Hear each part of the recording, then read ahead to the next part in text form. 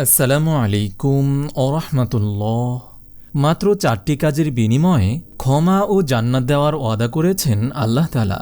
সূরা আলী ইমরানের 133 নং আয়াতে মহান রব আহ্বান করেছেন ক্ষমা ও জান্নাতের দিকে ছুটতে। এর পরের 2 আয়াতে বলেছেন 4টি গুণের কথা। শেষে 136 নং আয়াতে এই সুসংবাদ দিয়েছেন যে উল্লেখিত 4টি গুণের অধিকারীরাই রবের তরফ থেকে ক্ষমা এবং চিরস্থায়ী জান্নাতপ্রাপ্ত হবেন। আয়াতে বর্ণিত সেই 4টি গুণ হল: নম্বর 1, অশ্লীল কাজ বা কোনো গুনাহ করে ফেললে সাথে সাথে আল্লাহকে স্মরণ করা এবং সেই অপরাধে অবিচল না থাকা, মানে তওবা করা। রাসূল সাল্লাল্লাহু আলাইহি ওয়াসাল্লাম বলেছেন, কেউ যদি কোনো গুনাহ করে ফেলে অতঃপর ভালো করে ওযু করে 2 রাকাত নামাজ পড়ে আল্লাহর কাছে ক্ষমা প্রার্থনা করে, তাহলে অবশ্যই তিনি তাকে ক্ষমা করে দেন। তিরমিজি হাদিস নম্বর 406।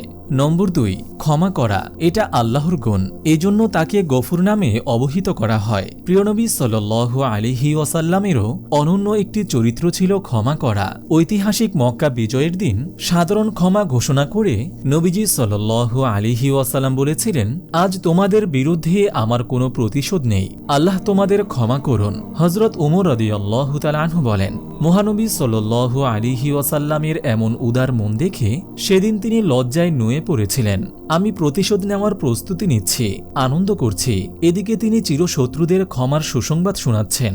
রাসূল সাল্লাল্লাহু আলাইহি ওয়াসাল্লাম বলেছেন, সাদাকা করাতে সম্পদের ঘাটতি হয় না, ক্ষমা করলে আল্লাহ তাআলা তার মর্যাদা বৃদ্ধি করে দেন, আর কেউ আল্লাহর সন্তুষ্টির জন্য বিনয়ী হলে তিনি তার মর্যাদা বাড়িয়ে দেন। সহিহ মুসলিম হাদিস নম্বর 2588। নম্বর 3, রাগ হজম করা। এক ব্যক্তি নবীজি সাল্লাল্লাহু আলাইহি ওয়াসাল্লামকে বললেন, আপনি আমাকে ওসিয়ত করুন। তিনি বললেন, তুমি রাগ করো না। ওই ব্যক্তি কয়েকবার তা বললেন। নবীজি সাল্লাল্লাহু আলাইহি ওয়াসাল্লাম প্রতিবারই বললেন, রাগ করো না।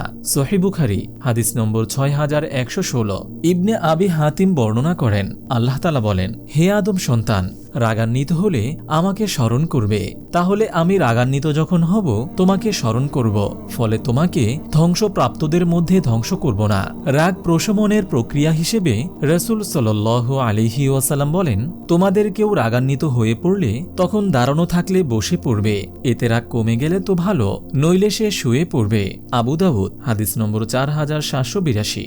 রাগ দূর করতে নবীজি সাল্লাল্লাহু আলাইহি ওয়াসাল্লাম ওযুর পরামর্শ দিয়েছেন। তিনি বলেন, রাগ আসে শয়তানের পক্ষ থেকে, শয়তানকে তৈরি করা হয়েছে আগুন থেকে, আর একমাত্র পানির মাধ্যমেই আগুন নেভানো সম্ভব। তাই তোমাদের মধ্যে কেউ যখন রাগান্বিত হয়ে পড়ে তার উচিত ওযু করা। আবু দাউদ হাদিস নম্বর 4784। নম্বর 4, সচ্ছল অসচ্ছল উভয় অবস্থায় ব্যয় করা।